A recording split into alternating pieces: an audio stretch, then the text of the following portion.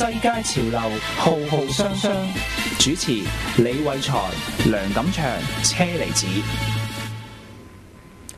各位網友大家好，我係李偉才，亦即係李奕商啦吓，咁啊好歡迎大家咧就再次嚟收聽或者收睇我哋呢個浩浩湯湯嘅節目。咁啊同上次一樣咧就今日咧同我喺埋一齊嘅咧就係有大家好熟悉嘅台長啦，梁錦祥先生。咁啊同埋另外咧都係好熟悉噶啦，就係車厘子 Cherry 嘅吓。咁我其實係一個好貪心嘅人嚟嘅，今日特別係呢個主題呢，係文明的軌跡呢，係有好多嘢同大家分享呢，個半鐘頭都未必講得晒。不過即使係咁呢，但係因為上次我記得呢，阿台長呢就提出過一個問題呢，好有趣嘅，就關於叫做 Goldilocks Effect 嚇。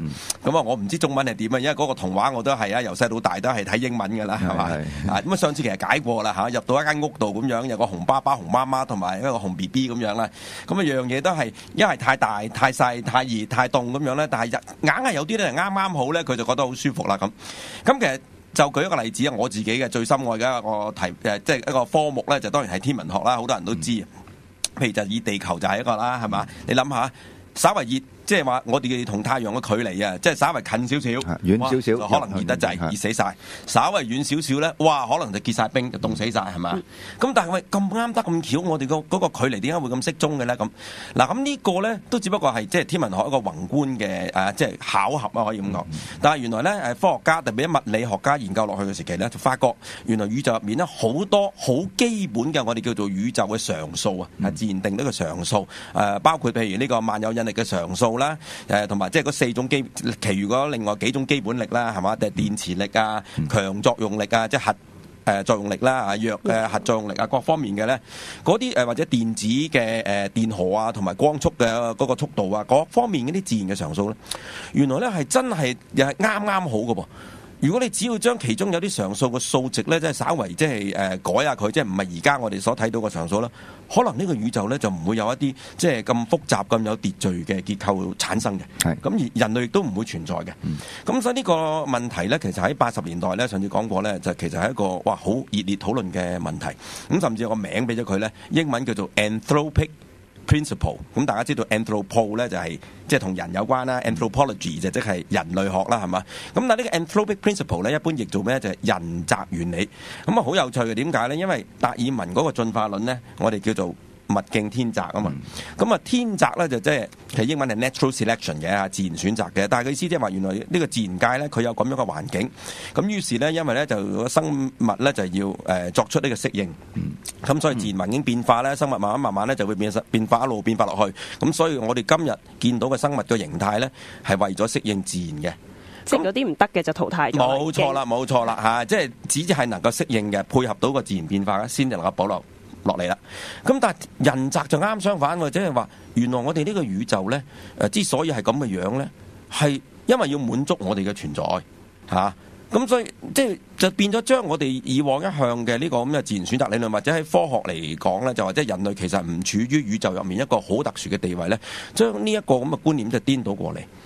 係啊，所以頭先即係你頭先講啊高流，點解我喺上一集我會提出嚟就係呢個原因啊嘛，就係因為如果你話講純粹係喺宇宙嗰個地位咧，人係微不足道嘅，係啦，你都唔知喺個宇宙邊一，就算喺我哋自己銀河系都唔知邊一個角落。但係如果你用呢個角度去睇就，可能我哋好重要喎。係啊。不過你頭先講過咧，我有一樣嘢可以補充嘅，就係咧，由於我哋個宇宙太大啊，咁每一樣嘢即係嗰個 combination 咧，其實嗰個即係數字係好大嘅。咁換而出現呢個機會固然係好少，係比你中六合彩就難。但係問題就係因為我哋個宇宙太大咧，所以佢出現呢樣嘢又似乎有個必然性喺度喎。嗱咁樣樣，我提想嗱，如果我哋翻去最先，我用嗰個例子咧，即係話天文學嘅例子，地球嗰個距離同嗰個太陽啱好，金星就熱得滯啦，火星就凍得滯啦，咁樣樣啦，就完全可以用你嗰個解釋即係話可能咧宇宙入面咧無數咁多個太陽系嘅，咁但係好多太陽系入面咧根本就冇一個係呢個就唔夾啱呢條數。係啦，咁只不過咁啱我哋呢個太陽系夾啱嘅，咁所以我哋就覺得好奇怪，點解啫嘛？咁講得冇錯，呢個咧其實喺人擇原理入面咧，我哋有個名俾佢，就係屬於人擇原理嘅叫弱命題啊，我哋叫做 The Weak Principle。咁但係頭先講嗰啲有關嗰個即係自然界好根本性嘅物理學常數咧，就不能夠用呢個嚟解釋咯，係咪啊？因為你唔係話點解？因為我哋只係知道係一個宇宙啫嘛，嚇。咁點解嗰啲常數會係咁巧合嘅咧？咁樣樣咁。頭先講嘅咧，所以一個人擇原理話顛倒咗，究竟係邊個選擇邊個咧？就有啲人就叫佢做強命題啦，啊，即係話係解釋唔到嘅，即係好玄啊！呢樣嘢好玄妙咁樣。咁但係其實爭論咗都成20幾年啦，最少啊嚇，冇乜進展。老實講，因為冇乜特別嘅證據咧，係可以話係一方面可以說服到另一方面嘅。但係最近呢，霍金咧出咗本新書咧都成年幾㗎啦，最少啦。The Grand Design 嚇，中文我唔記得點譯，我就睇英文嘅嚇，即係偉大的設計或者偉大宏偉嘅藍圖咁上下啦。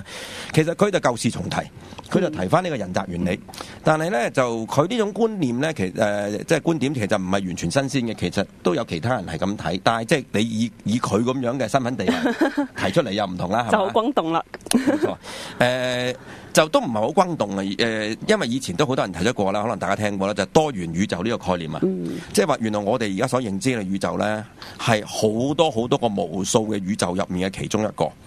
嗱咁其實呢樣嘢咧概念上好似好荒謬喎，係嘛？因為宇宙咧就無所不包噶嘛，你點可能話好多個宇宙咧？即係呢樣嘢本身嚟講係一個字面上嘅自相矛盾嘅。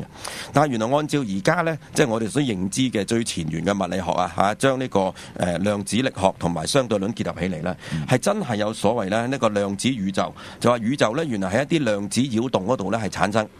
咁呢個宇宙其實就係包括埋所有時空物質能量喎，係咪啊？咁所以咧，佢話原來，但係呢啲咁樣嘅量子宇宙，即係有啲叫BB 宇宙，我哋叫仲得意。佢哋一產生嘅時期咧，就各自發展，但係各自發展咧，其實係互相咧係冇可能干涉到對方嘅。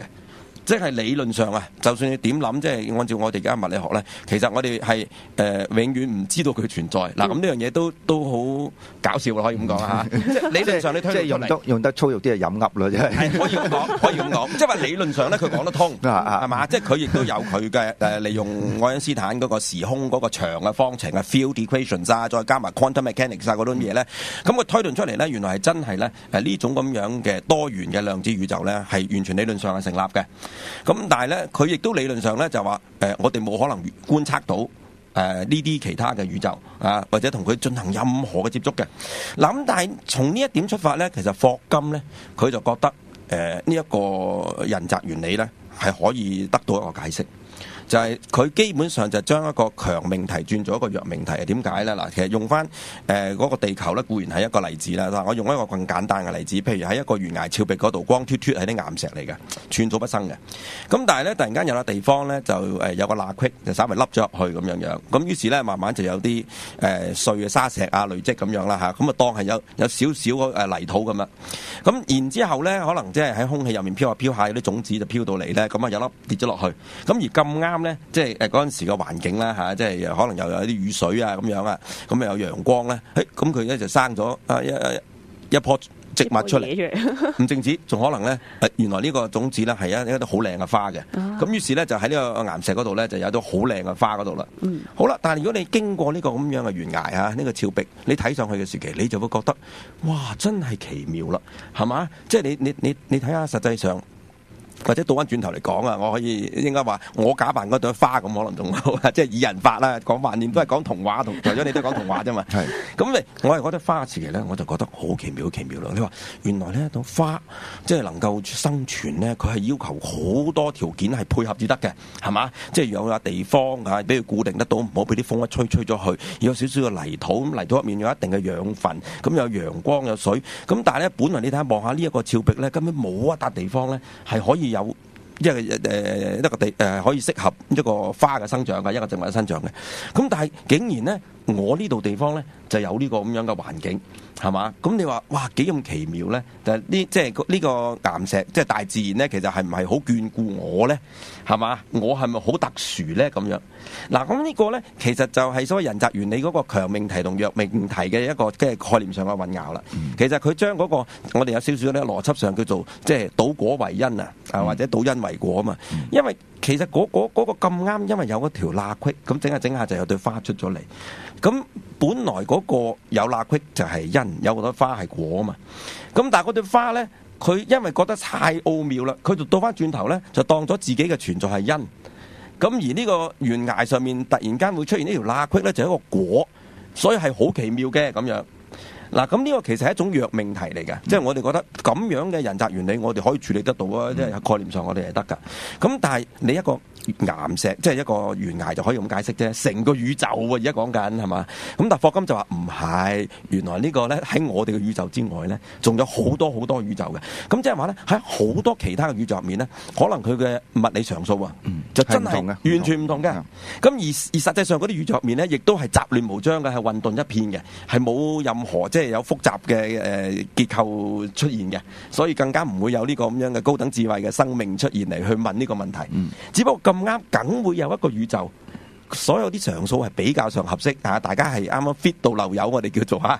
咁而卒之咪出咗我哋。咁但係我哋就覺得好奇妙，好奇妙，就問呢個問題點解？其實等於嗰朵花咧，就問嗰個問題一樣啫嘛。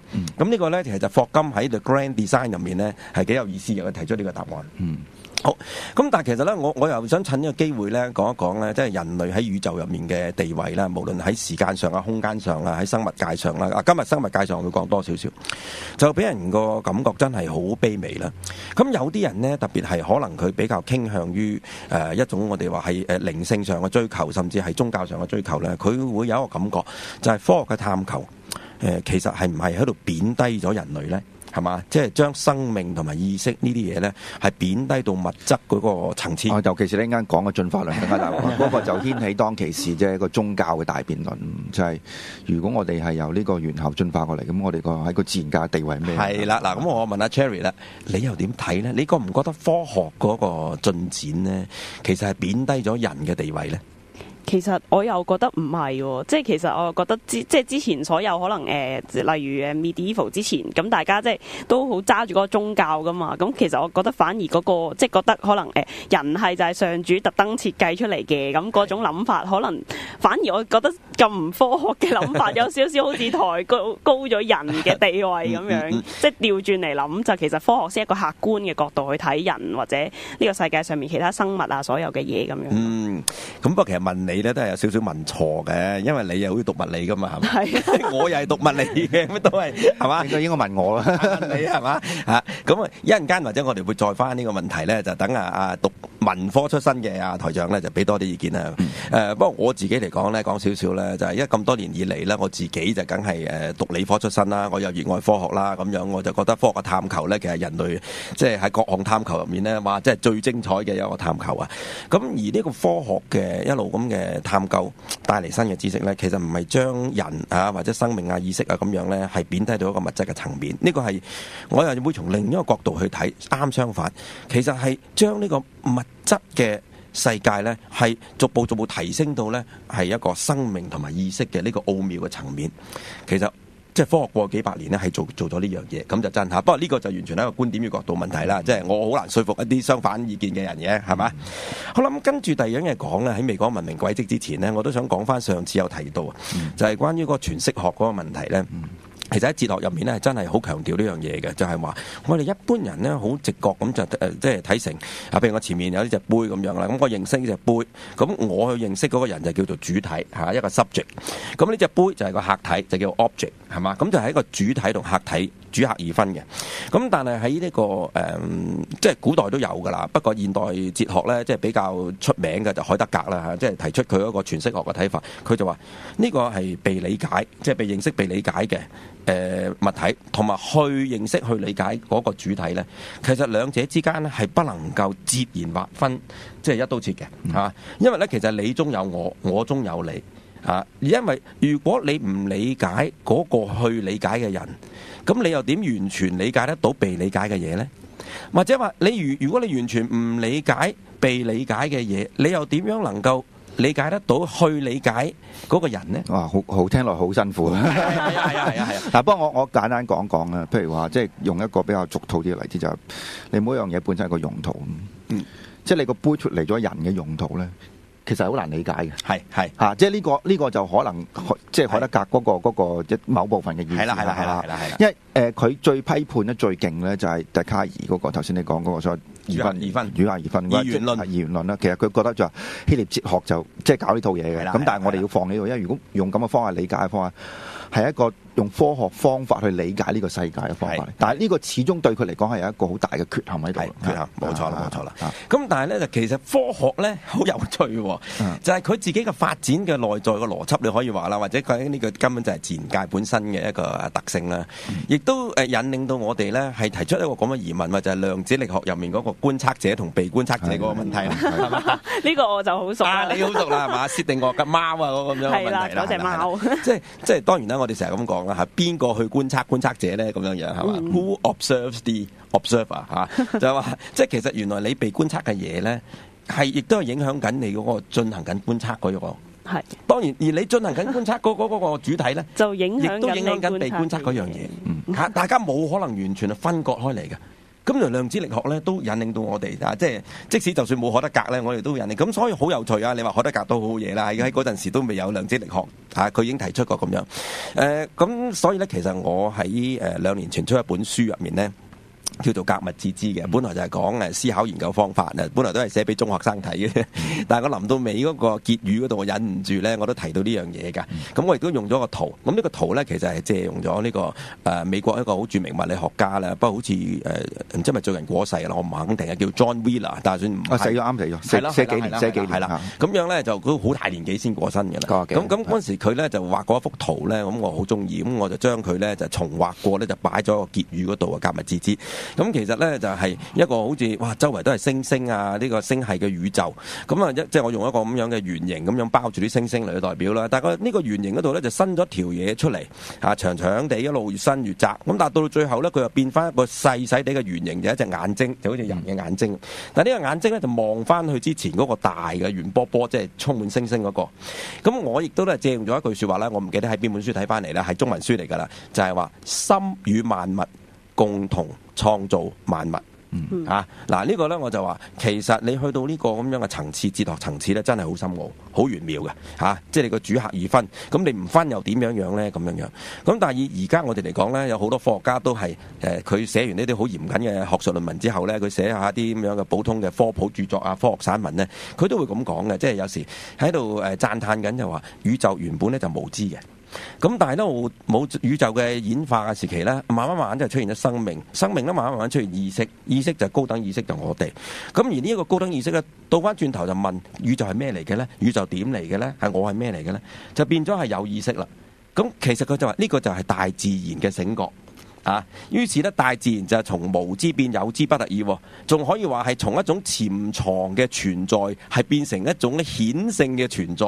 佢存在就存在喺個意識嗰度啦。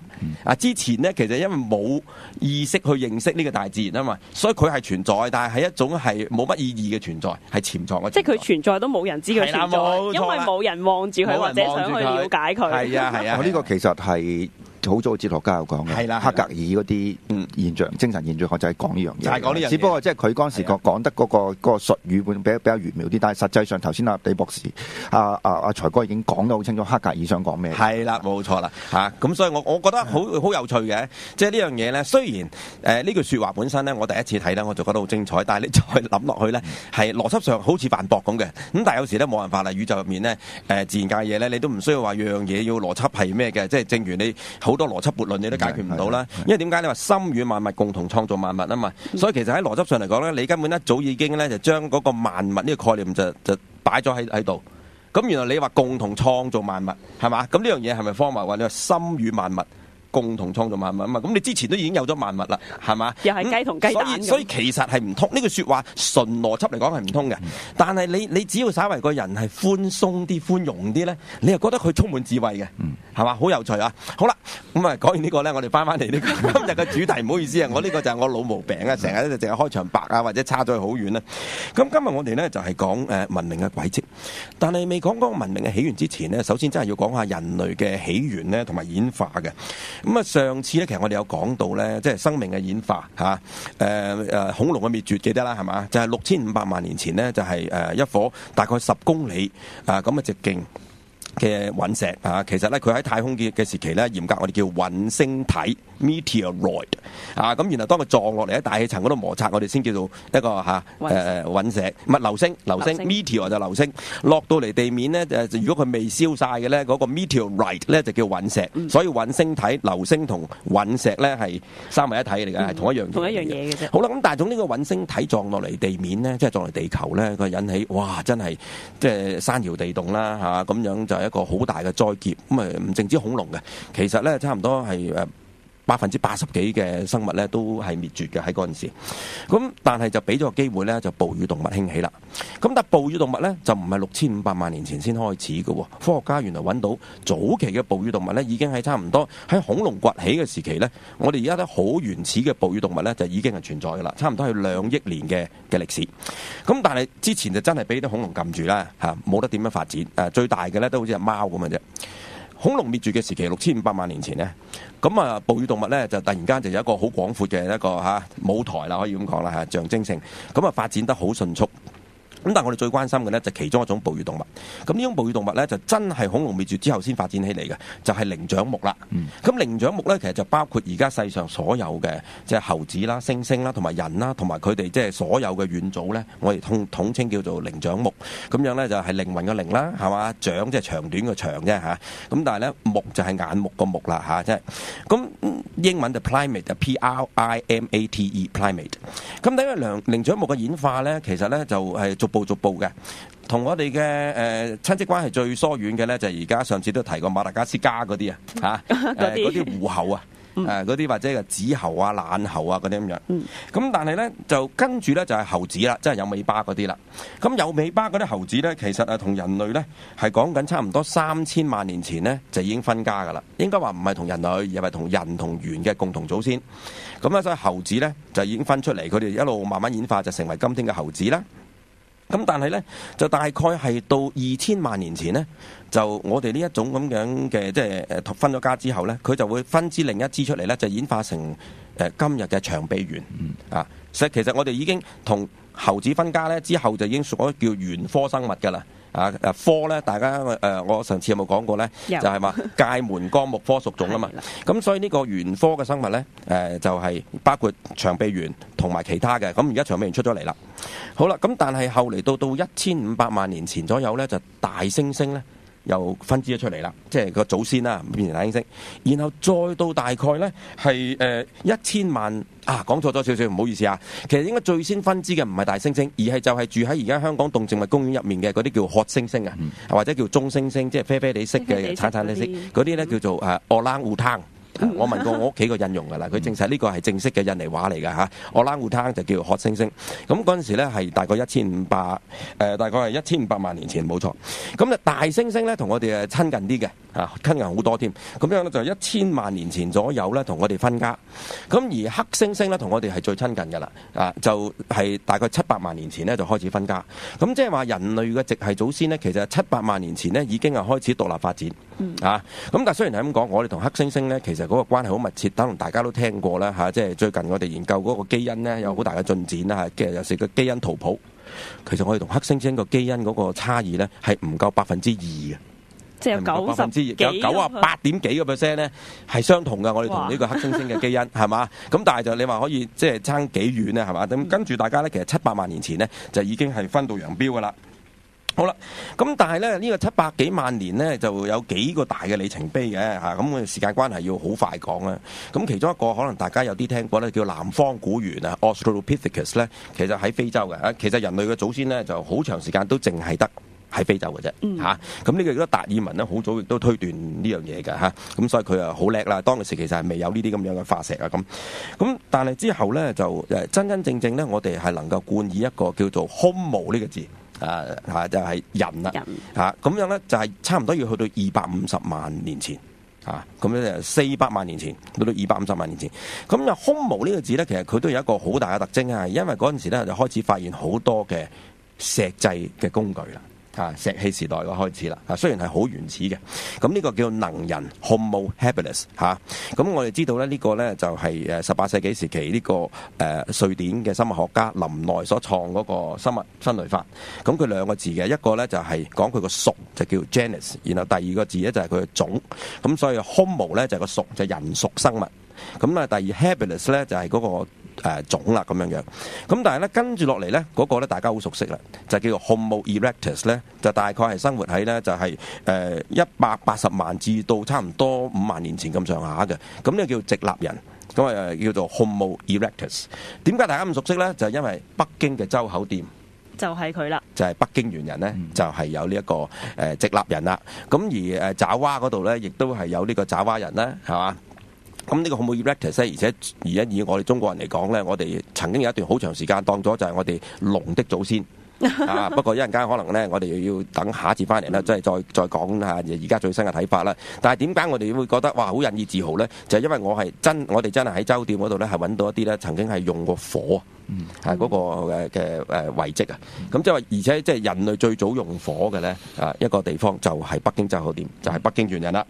咁但係我哋而家咧咁未完第一節之前咧，講解一下咧，我哋嘅現有嘅學名啊，就係智人。智就有智慧嘅智，咁就 Homo sapiens 都係拉丁文嚟啦。Homo 就係人屬啦，咁啊 sapiens 咧